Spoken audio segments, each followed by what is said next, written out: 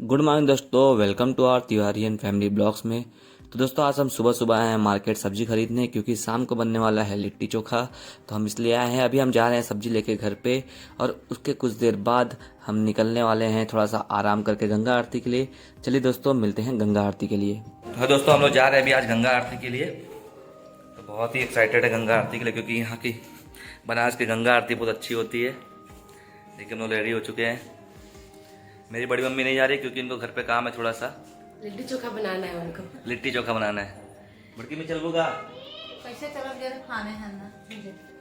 ठंडी है इसलिए हम लोग चाय पी रहे हैं। चाय पीने के बाद तुरंत निकलेंगे। बाबू पीछे रो रहा है। तो हम रेडी हो चुके हैं और बाहर निकल रहे हैं गंगा आरती के लिए। क्योंकि शाम के समय में यहाँ पे ठंडी बहुत ज़्यादा है, इसलिए हमने बाबू को पूरी तरीके से चद्दर से कवर किया है। और जस्ट बाहर निकलते ही हमें टेम्पो मिल जाती है। इसको यहाँ पे टोटो बोलते हैं। और टोटो में बैठने का दोस्तों एक मज़ा ही अलग है, क्योंकि आप देखेंगे एकदम छोटी सी जगह रहती है, लेकिन यहाँ पे 4, 5 और 6 लोग को उन लोग बैठा के ट्रैवलिंग कराते हैं। तो ये देखिए यहाँ पे जो बनारस का मार्केट है और गंगा मैया है, यहाँ से होते हुए हम निकल पड़ते हैं गंगा आरती के लिए। तो आप बाहर का माहौल देखेंगे, बहुत ही ठंडी भरा है। कोई भी आदमी ऐसा ना होगा जो स्वेटर ना पहना हो।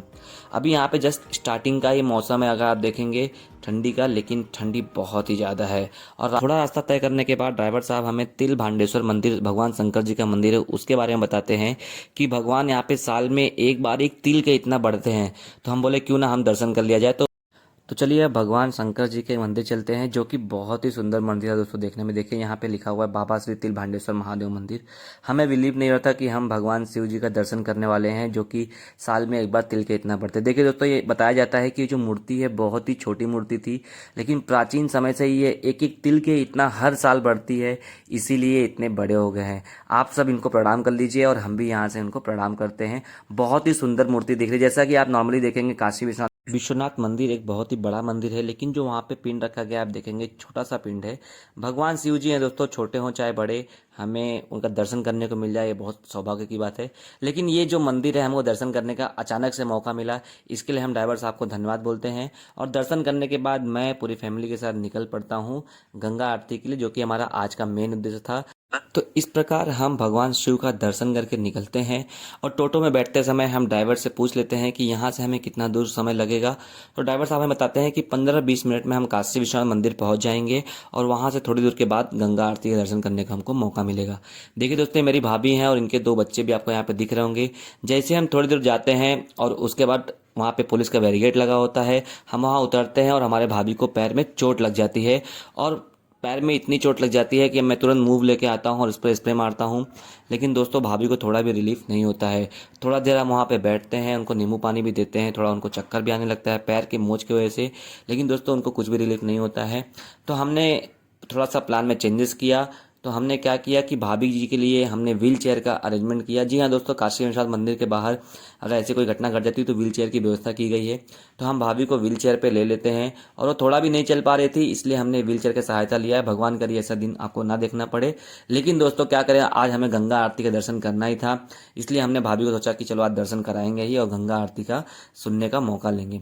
तो इस प्रकार दोस्तों हम पहुंच जाते हैं गंगा आरती सुनने के लिए। और यहाँ पे बहुत भारी तादाद में भीड़ लगी हुई है।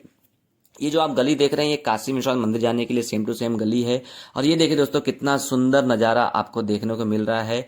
भाभी को हमने एक मंदिर में शिफ्ट कर दिया है, क्योंकि दोस्तों व्हील चेयर से उतारने के बाद वो थोड़ा भी नहीं चल पा रही थी, इसलिए हमने वहाँ पे जस्ट बाजू में एक छोटा सा मंदिर था, हमने उनको वहाँ पे बैठा दिया है।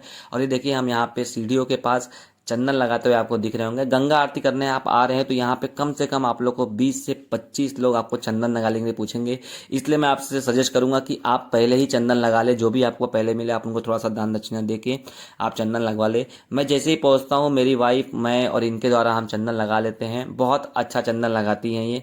हम जितने लोग भी गए थे सबको इन्होंने ही चंदन लगाया, और बाद में हम गंगा आरती के लिए रेडी हो जाते हैं। गंगा आरती दोस्तों यहाँ से 5 से 10 मिनट में चालू होने वाला है। तो चलिए अब आनंद लेते हैं गंगा आरती का।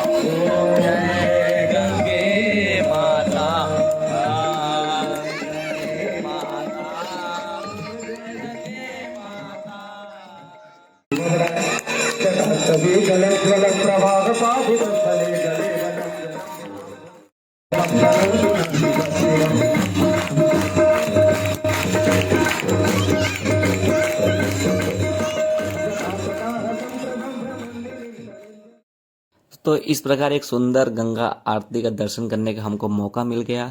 लेकिन दोस्तों थोड़ी दुख की बात यह थी कि भाभी बहुत तकलीफ में थी, इसलिए हमने बड़े भैया को कॉल किया और बड़े भैया आते हैं, उनको बाइक से पिकअप करके चले आते हैं उनके पैर का एक्सरे निकालने, क्योंकि जो उनका पैर का दर्द था बढ़ते जा रहा था दोस्तों।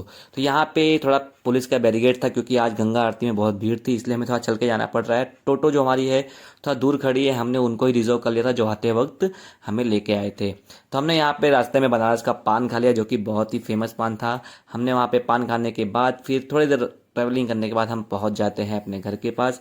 टोटो भाई साहब को हम रिक्वेस्ट करते हैं कि प्लीज़ हमें गेट तक छोड़ दिए, क्योंकि हम बहुत ज़्यादा थक गए। जैसे ही हम घर पे पहुंचते हैं वैसे ही हमारे बड़े पापा लिट्टी चोखा दाल खीर सब एक बहुत अच्छे तरीके से और गांव के तरीके से उन्होंने रेडी करके रखा था। लेकिन दोस्तों वही बोल रहा हूँ, दुख की बात यह है कि भाभी का एक्सरे निकल चुका है और एक्सरे में यह है कि उनके पैर की जो हड्डी है वो क्रैक हो चुकी है, इसीलिए वो नीचे आराम कर रही हैं और मेरी बड़ी मम्मी देखें यहाँ पे पूरी व्यवस्था में लगी हैं। इस प्रकार दोस्तों हम लिट्टी चोखा खा रहे हैं। लिट्टी चोखा खाने में दोस्तों बहुत ही मज़ा आ रहा है, लेकिन बस वही तकलीफ एक बात है कि भाभी जी को तकलीफ बहुत ज़्यादा है पैर में। मेरी वाइफ भी यहाँ पे खाना खा लेती है और भाभी और बड़ी मम्मी भी खाना खा लेती हैं।